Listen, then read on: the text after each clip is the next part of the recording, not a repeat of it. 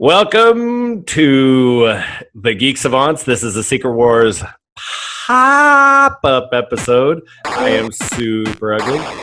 Grant Miller. And we're here today to talk about the halfway point of Marvel Superhero Secret Wars, issue number 6.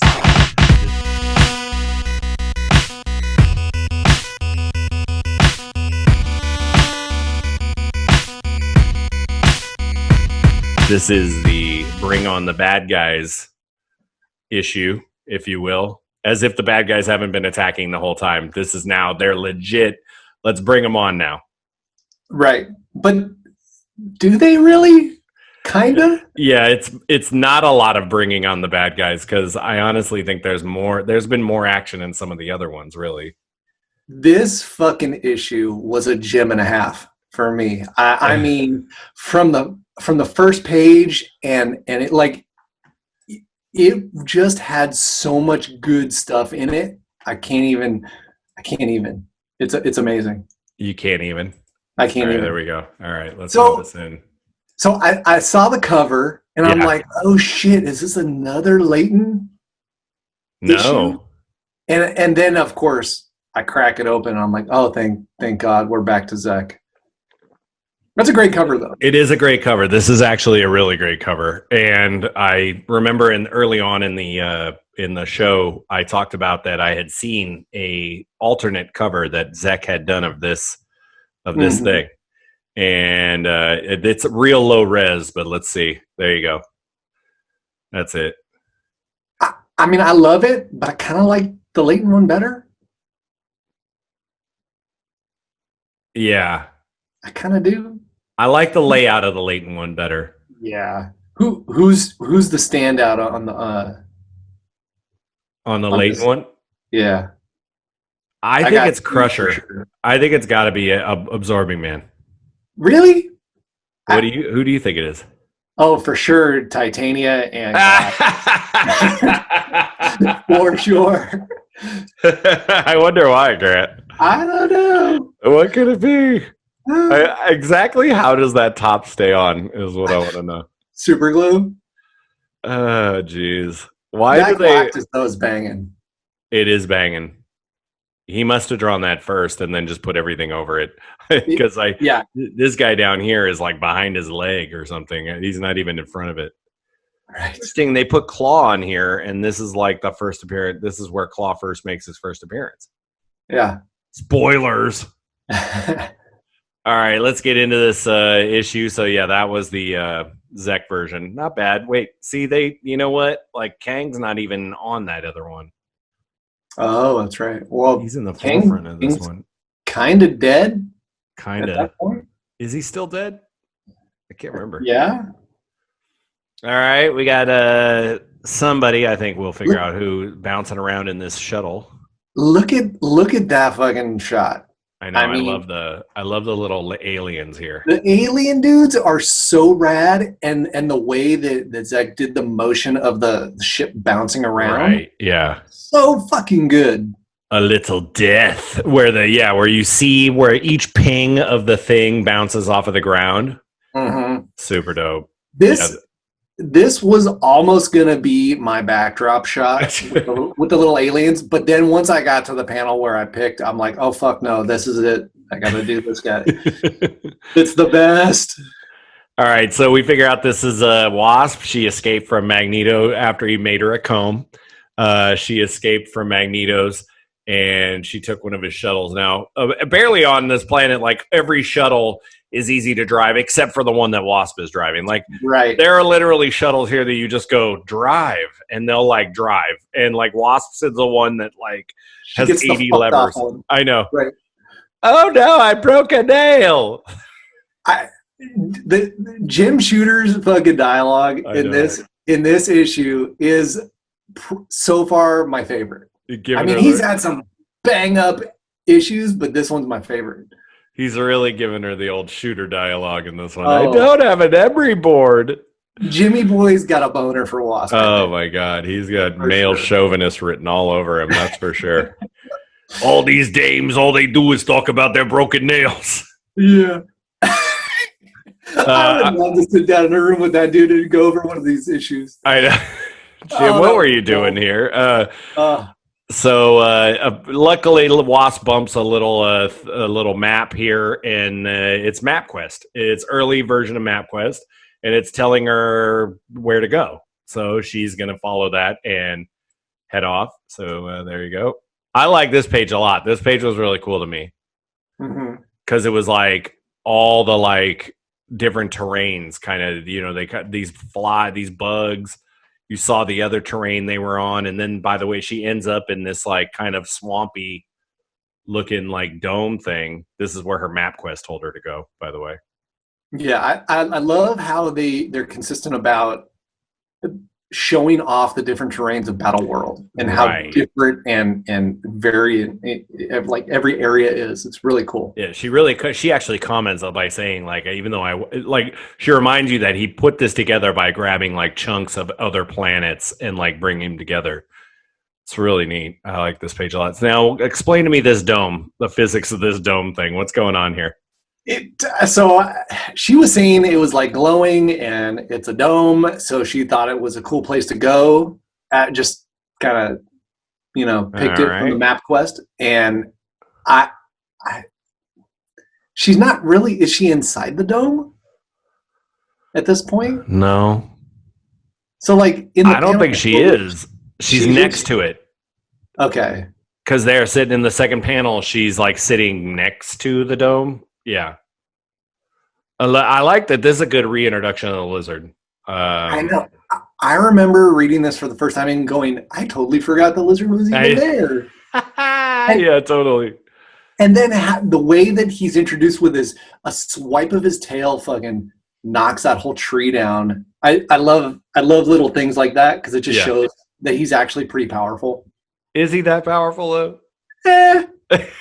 On Battle World he is, I guess. Yeah, no, I was kind of like, maybe that's the thin part of the tree, maybe. I don't know. Right. I'm trying to remember. I guess he's wit. All right. So Lizard's always been one of those characters where, depending on the writer, he'll be a super like weakling fucking gecko. And then in another one, he's like Croc, Killer Croc, and he's like super wily, strong, agile, and vicious. So sometimes I laugh at Spider-Man villains because not maybe say a Doc Ock or some of the one of those, but like if you go down to like a little lesser ones, like the Lizard, where sometimes it's like he just will whoop the shit out of him, and other times it's like he whoops him so fast. Their powers are definitely swing back and forth when it comes to Spider-Man, you know? Yeah. So now we get back to Doom, who, as we remember, shot himself into Galactus's ship and has been poking around inside Galactus's ship. He discovered something. Last issue, we didn't really see what it was he discovered. He sensed something. Now we see that it is that it is Klaw, the self-styled master of sound. Back in the day, I had zero idea who Klaw was. Did you? Oh God, no. Know anything about him? No, I mean honestly, this is if I want to be like one hundo, like, and I'm a comic guy, this may be the most Klaw I've ever read, even to this day. Right. Like I know he's popped up in a few other things, but like what's so funny about this comic series is that a character like Klaw is so crucial to this storyline and what he does. He's like, I mean, nothing happens without Klaw in this. And it's because of Klaw that then like it all like, it gets fixed in a sense. And so to see him then show up in, let's just say, I don't know, like a Thor comic, and he's treated as a base villain. To me, it felt always really weird, right? Like you're kind of like, dude, you were like a major catalyst of like this huge storyline, and now you're just like some guy, just a regular bad guy kind of thing. That fucking costume, that's got to be some some Kirby crack right there. Yeah. You called him Jim, by the way. Did you know? I know. That? Yeah. Well, it's because so I've got Shooter on the brain. On the brain. Like I said, I would love to sit down with him and go, did you collaborate with the bullpen at this time? Did you guys all kind of say, let's bring Klaw into this, and what are we going to do with him? Or was it all Shooter? I want to know. Because he did come into this saying, I want X character, I want these characters, like I want these specific characters for the heroes. So I don't know. I mean, I guess that he had to have like really been like wanting to use it. I think it's great how they use him to be brought in issue 6. You know, it comes in halfway, a character you don't even really know about, and they totally tell you everything you need to know about him, and then make him a crucial cog of the story. Yep, crazy. And I mean, and going back, same with Kang and fucking Molecule Man. Molecule Man is 100% like a dude that I was like, honestly, because of this story, I could never look at him the same ever again. Right. Like even to this day, if I see him in something, I'm like, oh shit, like Molecule Man, like fuck, he's hella power, like he's beyond our level powerful kind of thing. And you know, it's Kang. Kang was a character, although they kind of showed us who he was. They didn't really go. He wasn't like super powerful or anything in this. Yeah. Doom is another one that after this, I'm like, oh well, Doom is like he could do pretty much anything, and they've done that with him, you know. Yeah, they definitely this series definitely raised the bar for Doom for me. So much so that when they say like, oh, we're going to do a sequel to Secret War, and it's Doom is basically in charge of the whole country or whatever, or the world. Like, oh yeah, I get that. That makes sense. Yeah, of course, it's Doom. You know. So this page here, this is where Klaw tells Doom how he ended up in Galactus's ship. And so he says that he got sucked in by Dazzler. Which, that shit's brilliant. Like, I want to read this issue, so you got to tell me about this. All right, so here, let me, boom, and then I will stop sharing that. And then click on this, and then Klaw just went up against the wrong biatch. So basically, what happened is, look at it. Isn't this funny? This is like almost the same type of panel. You know, it's like this panel looks almost exactly like the Secret Wars panel. This issue is Dazzler 10, and it's Galactus is looking for a being. That can do what he needs that being to do to retrieve something for him out of a black hole. So this is his like recorder telling him all about Dazzler, that she's a mutant, she's fought the Hulk. He basically does like a whole origin story. And then he gets to this part where he's like, oh, she sucked up like all of Klaw. And then he's like, oh, that's great. That's the exact power that I need, is somebody who can like absorb things and put out light and blah, blah, blah. So he sends her into a black hole to find Terrax, and that's where the issue ends, is her fighting Terrax lost in a black hole. But here's the page where she basically like, so they know that she is stored up with Klaw energy, and she's like, I'm gonna listen to me, Galactus, I want to talk to you. And then this is where she does it. She like shoots him basically right here. It says summoning the vast quantities of energy still stored up within her. She focuses it all on him, and then of course he doesn't even notice. It doesn't do. Yeah, you don't flinch. Yeah. So who did the art? I can find out in just a second. Let me. Have you ever read that miniseries? Dazzler? Yeah. It's not a miniseries. It was it was ongoing. Yeah, it was an ongoing. Wait the fuck, my goddamn there. No. I wasn't the hugest Dazzler fan, so I never read any of those. I read a few. I mean, I bought like a couple in the store. I bought like the one with the Hulk when it came out. It was one I saw on like a spinner rack or something like that. So yeah. I've read like a few. I've bought a couple recently just to like have them because they have funny covers and shit like that. Yeah, now I kind of want to. It's probably an interesting read. It's probably not though. All right, so here's the panel we just talked about. She let out a big energy burst. And then, yeah, he got absorbed into Galactus' ship because Galactus' ship is crazy. I tell you, the Gemster and his Doom dialogue and Wasp dialogue is banana cakes. He must have, like, I don't know. He's so fucking good at writing Doom. It's insane. He does great Doom. It's very much like, fuck you, get away from me kind of shit.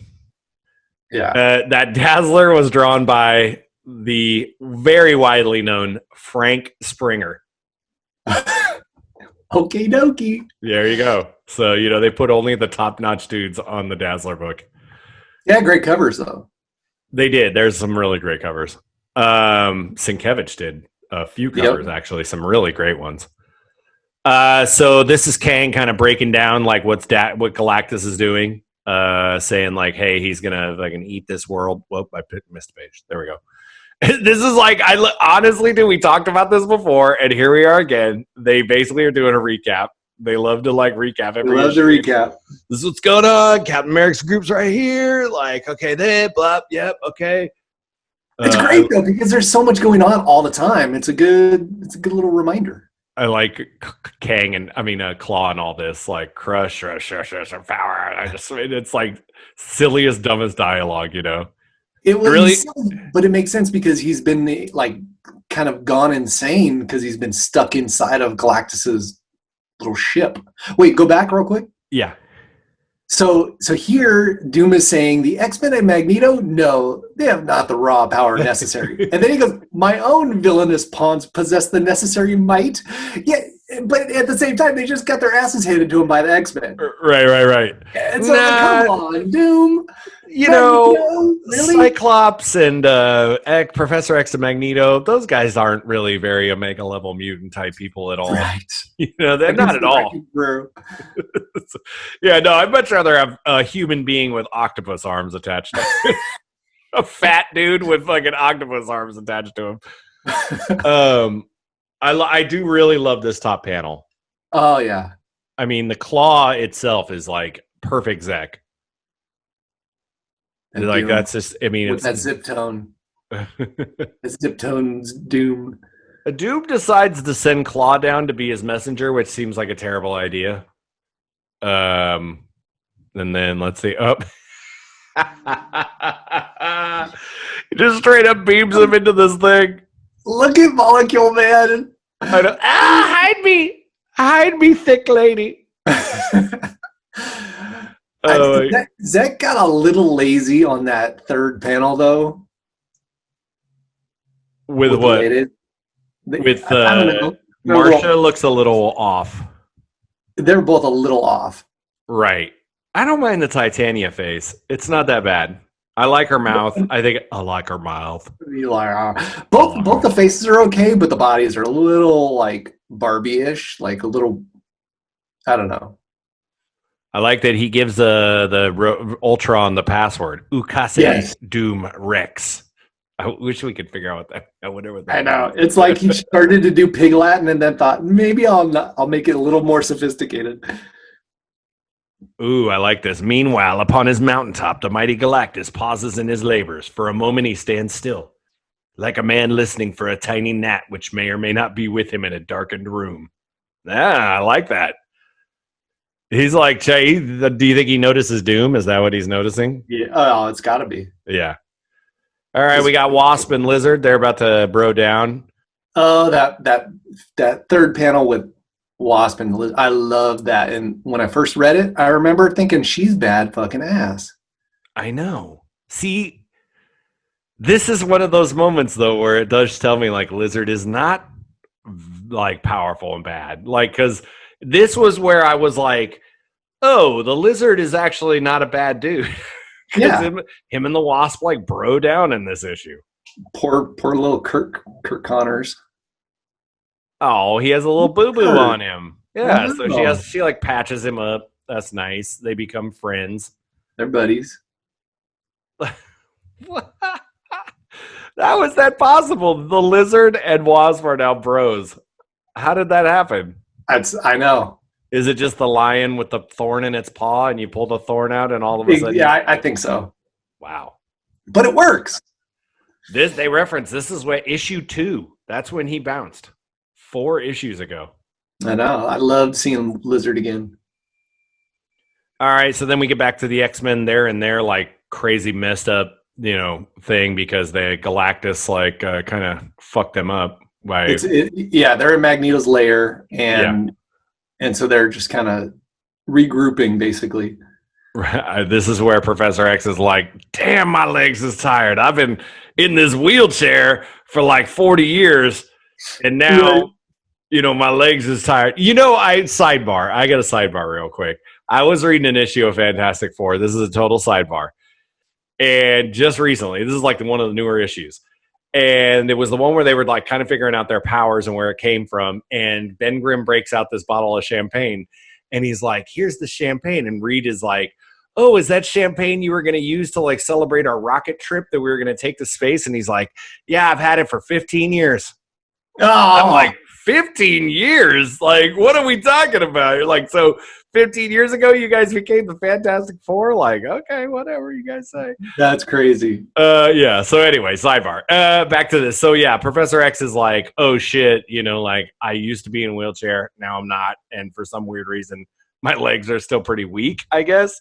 Those things are little shriveled toothpicks. I know. For reals. He's got to be tired. This is pretty rad. So he just basically like sends his mind out to like kind of Why hasn't he been doing this? I know. Maybe he has, and he's just not letting anybody know. Yeah. But Enchantress somehow knows that he's doing that. I don't know how a Asgardian would know that, but she's mystically sealed her mind against him, is what she says. So I love it. Yeah.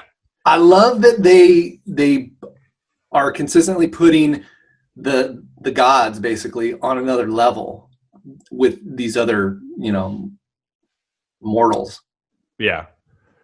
Because like we talked about, like I had no idea who his Enchantress was. So I will say that at least they're still using her. They're not like kind of throwing her off to the side. They're actually like using her in a meaningful way to show her power base. Right. So Prof X realizes that Doom is going to send these bad guys over to a volcano, probably to start some trouble. So he sends over, the X-Men. Great drawing of Storm, by the way. Wow. So back then, I don't remember. So of course, my first introduction, as pretty much everybody's, was Giant Size. And I was never a huge fan of long-haired Storm. Right. And I don't remember being super crazy into X-Men around this time. But I love me some Mohawk Storm. Yeah. Especially when she's leader like that. She's rad. She's always been one of my favorites.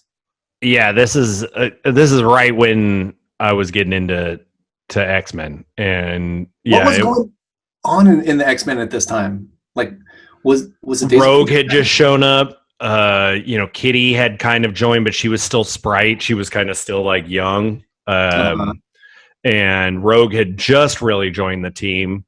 Like he said, like Cyclops had left. There was that famous issue where he's got the bag on his back and he's like walking away.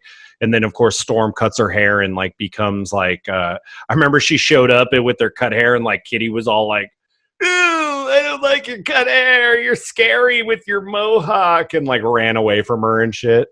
But yeah, no, I mean, this was when I feel like X-Men started to get good. When Cyclops left and Storm became the leader, is when this is when the stuff started to get kind of good.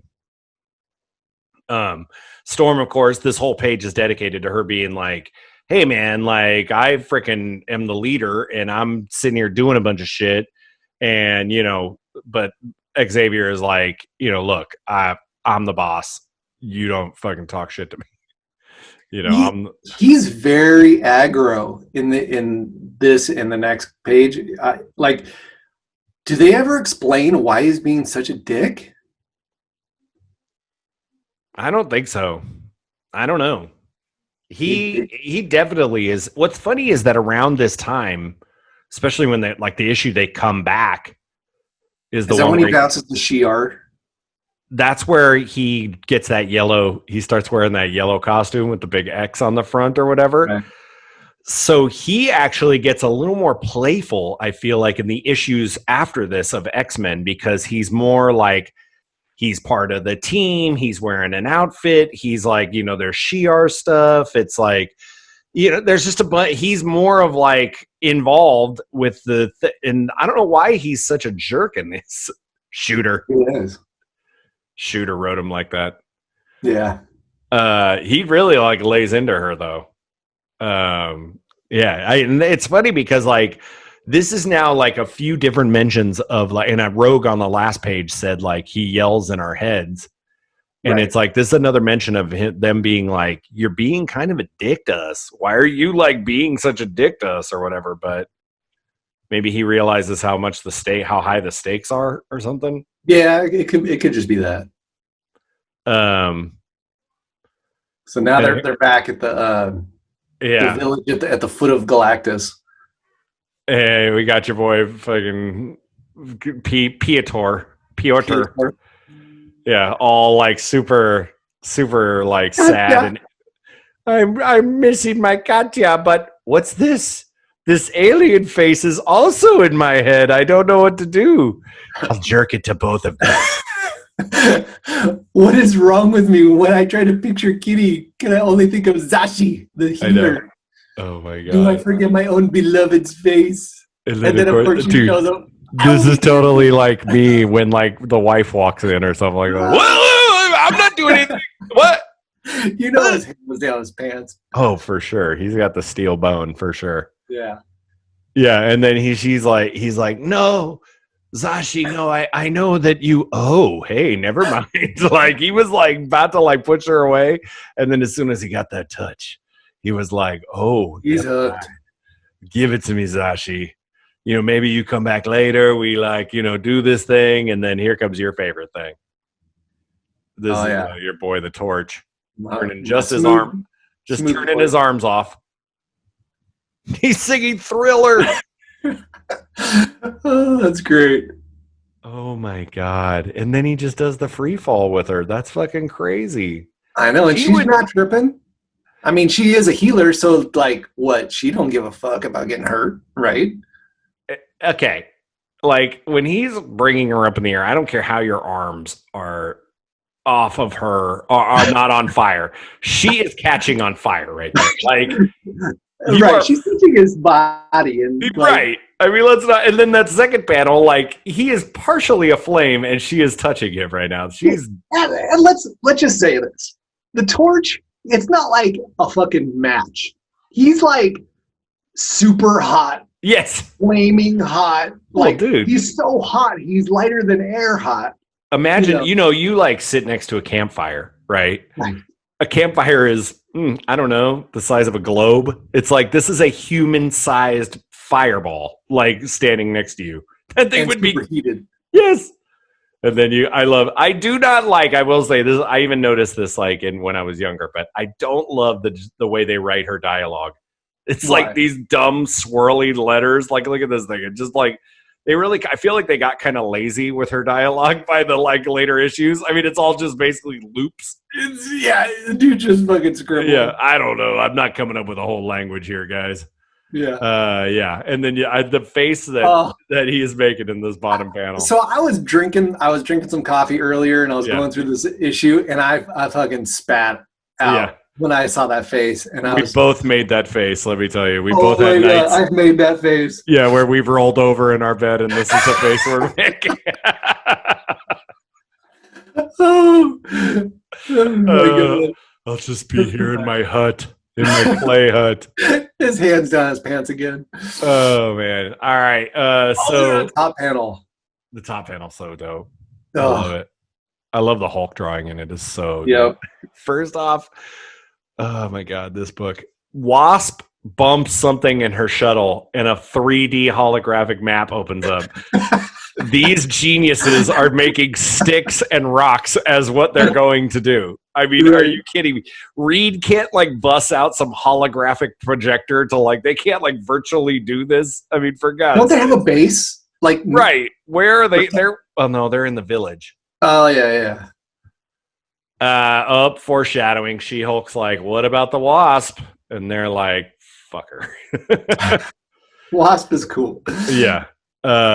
So yeah, this is more like them being like Magneto's a bad guy, so we don't like Magneto. They did that a lot. Yep. And now here comes Angry Hulk. This is a very angry Hulk. He's like, you could tell his brain is very itchy, and he does not like the buzzing that is in his brain. He's got some it's Nightmare, right? Or is it that is actually who is Nightmare might be the one that like pushes him over the edge. I don't know if it's Nightmare that's like fully turning him stupid. He may just be turning stupid, but it definitely in the final like run up to that, it's like 296 to 300 is like all Nightmare. Yeah, pushing and pushing him constantly or whatever when he sleeps. But I don't know if that was like the original impetus of like why he started getting stupider. Or his smart just was slowly like that's what. Yeah, but Nightmare knew that by pushing his rage, like pushing these buttons, that he would get more and more angry, which then burned out the smart part even faster. Right. Okay, so let's see here, Hulk. I like this whole scene because it's like, these guys are like, it's the downtime, the like downtime page. Let's check I fucking love it. Let's check in on our bros. What are they doing over here? Oh, well, Hawkeye's making some arrows. That's brilliant. And Spidey's talking about how he got his web shooters cannibalized by Reed. And Hawkeye's like, yeah, it's great. You're still Spider-Man, but without my arrows, I'm just, guy in a suit. So, yeah, which is so true. I love that Hawkeye's making his own arrows. Do you think they work? Oh, yeah, for sure. He practices. That's dope. And then you got, here we go. What's happening, babe? Hey, what's happening, babe? And she's just like not having any of it. All right. Nope. She's like a scientist, right? In the comic? I think she's an Air Force pilot. Or did they retcon that for the movie? In the movie, she's an Air Force pilot, but I don't know. Maybe she's a scientist. I think in the comic, Dr. Monica Rambeau. Right. I remember in DC that Dr. Light is a doctor, but that's but I don't know about Captain Marvel.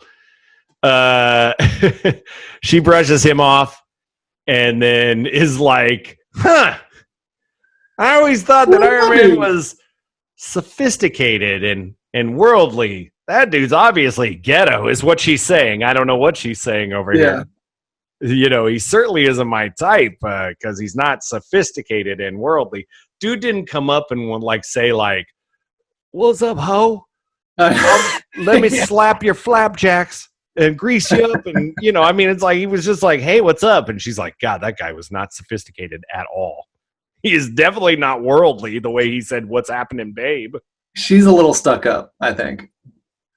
This is rad. I like this bottom panel down here. I was going to ask you about that. So he's making a big deal about his head hurting, and I don't know what that's about. This is why Rhodey had to give up the armor. Is because I don't know honestly if this, but because Tony built the armor for himself, the pressure of the helmet on his head was causing him to have really bad headaches, which was driving him crazy. Are you kidding me? I'm pretty sure that, and he didn't want to tell anybody because he thought they would take the armor away from him. So he kept it on, and eventually Tony had to fight him to get the armor back. So the physical size of the helmet. Look, I honestly I know it was a long time ago, and I do remember this whole storyline, but I honestly cannot remember there being there wasn't an arch villain behind it or anything. It was literally ooh, my head hurts. And he was like, oh, this thing isn't right. And then so then Tony had to put on his first armor, his gray armor, and fight Rhodey as Iron Man and basically get his armor back. So there you go. And then and then he built Rhodey an armor for himself with hopefully a properly fitting helmet. Right. It's so stupid. I swear to God. I know. It's so weird. So yeah, that's why his head hurts.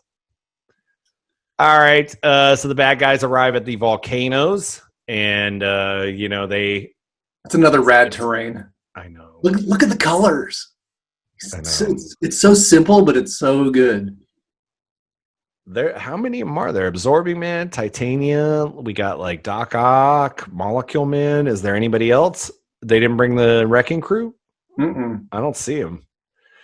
All right, so they sent Rogue, Cyclops, and Wolverine. That's it. That's not. They were supposed to just observe, but then they did a terrible. What? They did a terrible job observing. I know. So Psych takes it upon himself to order some action to happen.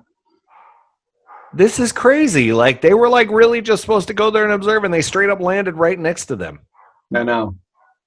All right, so for like the next second issue, like in a row, I think, right, we get some straight X-Men versus the bad guys fighting. Wasn't that the last issue? Was the Yep. Wow, that's crazy. I love the Wolvie. I know, when he gets the freaking Wolvie. Yeah, well, I like it when he gets that rock thrown at him or whatever. Very cartoony. This is great. This is where I fell in love with Cyclops. I love Cyclops. I just always love his power. He's the best. There's an argument going on Twitter. What's the argument? Cyclops. What is his beam? Is it a heat blast or a concussive blast?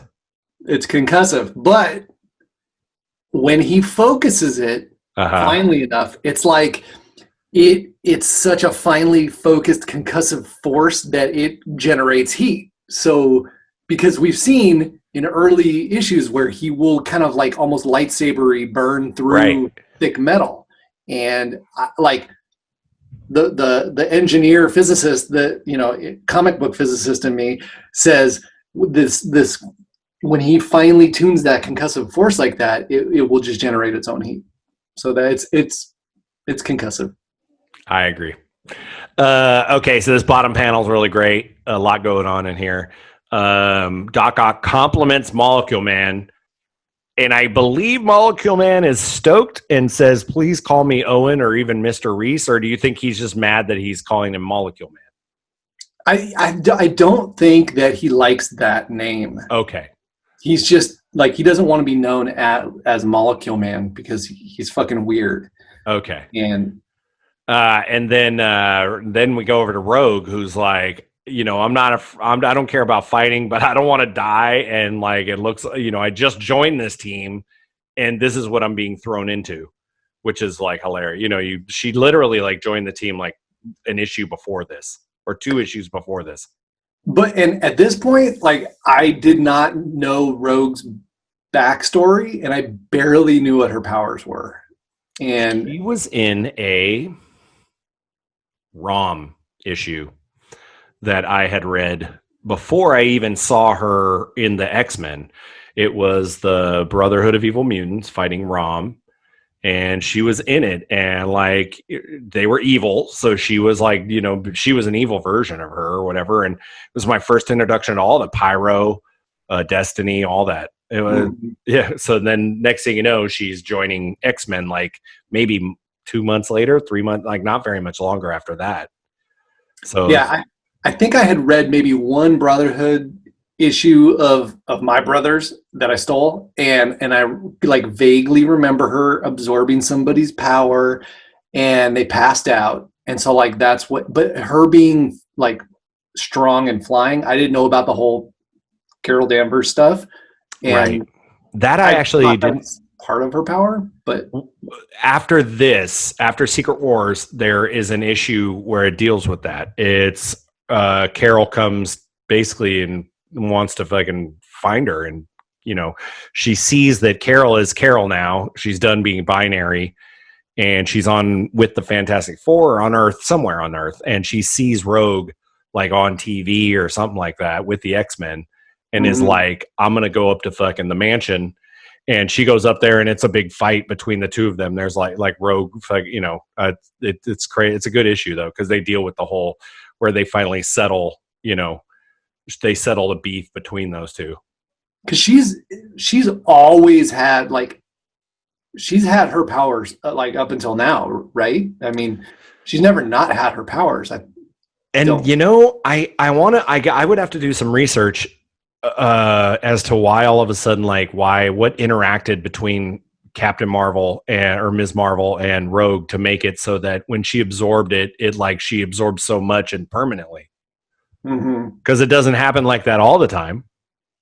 No, but like usually in situations like that, it'll like come and go, or with other characters when they have powers like that. Right. But Rogue's pretty much always had that shit. She's always been Captain Marvel, basically. I'll do some next issue. I'll do some research and I'll figure out why that particular power set has stayed with her. All right. All right. So then she tries to take on Titania, gets whooped. Oh, there was something on this page before this I wanted to mention. Sharp pressure to a micro switch in the thumb of his glove causes Cyclops' ruby quartz visor to open. I love it. Do you remember reading in Marvel Universe handbook? Yeah. They have that in there. No, the best one was always the Wolverine claws that were like this weird mechanism in his wrist or whatever. Right. That like, dude, I love the visor. They'd always do that with it, where it'd always be like, well, you just have to press a button, and it would like, or go up here and press this button, and it opens the visor just a little bit. This was old school, and then they upgraded old school. I know. Now it's in the glove. Yeah, fuck yeah. All right, and then the fight down below, Wolverine is about to like straight up murder Molecule Man, and Cyclops stops him. I was bummed when I read that as a kid. I'm like, oh, come on, Psych, you're fucking up. I get it, but come on. Yeah, that's rude. We could have just saved everybody. On this page, I'm in love with this Wolverine. Oh, that's genius. And then I actually like this Cyclops in the middle panel down here at the bottom. Is so dope. Him yelling. Yeah. So, but Wolverine did like fucking chop him. He did. Yeah, he definitely hurt him. And then like Titania just like straight up like bops him like away.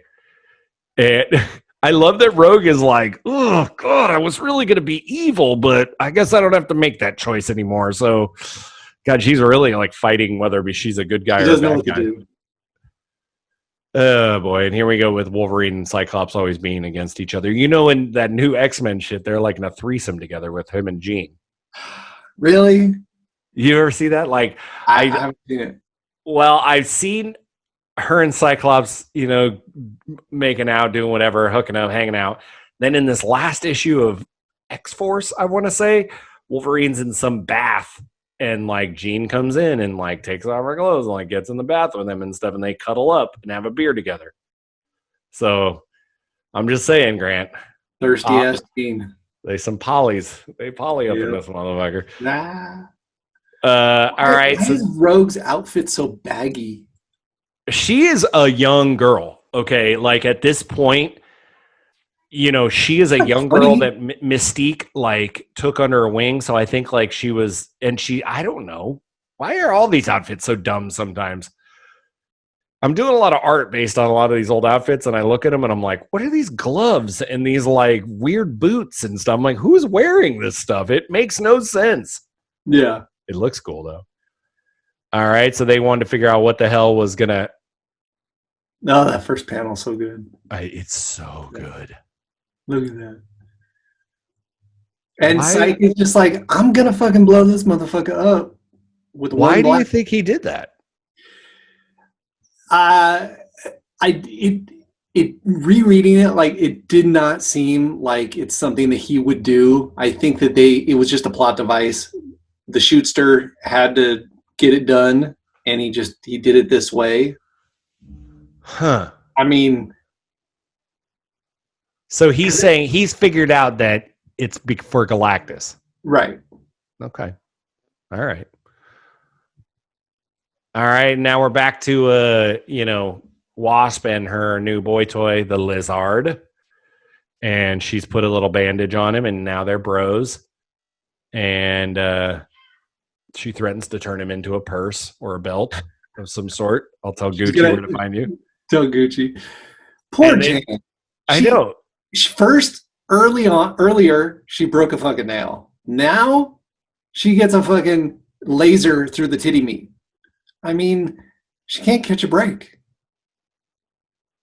And then, like, she just takes a laser beam right through her thing, and the wrecking crew is barely here with this giant fucking tank. What is this tank? It's rad, though. It is. It's so massive. How did they not hear that coming, by the way? I know. It's so massive. It's look at how tiny the people are compared to that thing, and they didn't A, see it or hear it coming. Nope. It's right on top of them. And it's not like it was rolling through sand. It was rolling through a fucking swamp. How many trees did it take down just to get to that section? Yeah, so then the wrecking crew just straight up murdered Wasp. This is different. Wolverine can't murder the Molecule Man, but they had no problem just straight up murdering the Wasp. And so Lizard, who's now got a straight lizard bone for the Wasp, is like, I'm going to kill you. His lizard bone is pissed. He is pissed. And I like, this is so cool to me, and always was, this weird stasis ray where they just straight up pick up a whole chunk of the swamp and freeze them and bring them with it. Yep. It's so dope. I love that. Look at the arms that come out and pick it up. It's like, why couldn't they make a toy of that? The walker and that. Oh my god, dude, it's so dope. All right, and then this is our we go back to the heroes. They're right at still at the base of Galactus, and they're trying to figure out what the hell's going on. And that's basically, they're still just like, we don't know what's going on. Reed, maybe wants to talk to him again, and then they show somebody lurking in the shadows. And we know who it is, but yeah. When they went to the girls, they were in Colorado. Yes. Didn't they? Was there something with her? Did they see yes. her? Okay, that's right. In those issues, she already existed in Denver. Yeah. So we apparently just never heard of her though until this issue. I love that second panel where She-Hulk says, "Say the word, Cap, and I'll go up there and beat the heck out of his ankle." That's so good. I know, it's good She-Hulk writing. Oh, Jimmy boy. Yeah. You're on fire. All right. Well, that's issue 6. Pretty great issue. Good. Lots going on in that issue. There was a lot, and it was just, for me, it was just bang on between dialogue and art. I think Mr. Zek got like a little rest. And he did an amazing job. Yeah, the next issue is really good too. I don't remember why it's called Berserker. There's the cover. It's that pink one with Cap in the middle. Berserker. I can't remember why they call it that. I don't know. Dude, they like to suck some cup Berserker. That's all I can think of. Yeah. Do you want to make some fuck berserker? All right, well, that was a good issue. Who was the winner for you? Oh, jeez. The winner. Do you have an easy answer off the top of your head? This is a tough one. I would say Lizard or Klaw. No? Okay. Let's see here.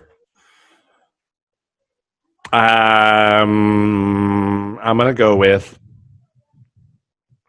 gosh, I think the Lizard. You're right. This is definitely the heaviest Lizard issue, I think, of all of them. He doesn't really do much even after this.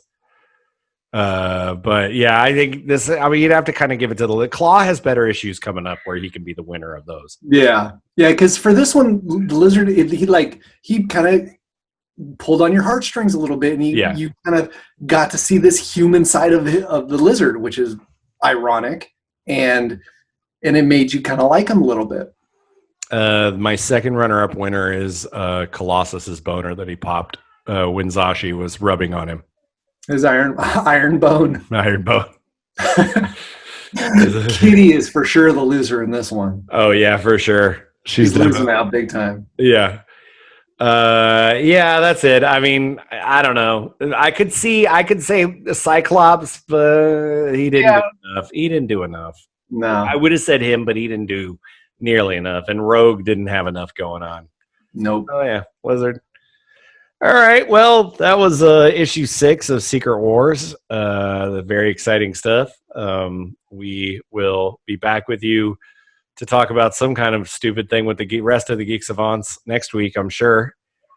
Yep. Maybe our favorite Canadians. We never actually did that one. That's always a good one. I know. That would be a good one. I know. I feel like Dave doesn't want to do it, but I like that one. I think the favorite. Yeah.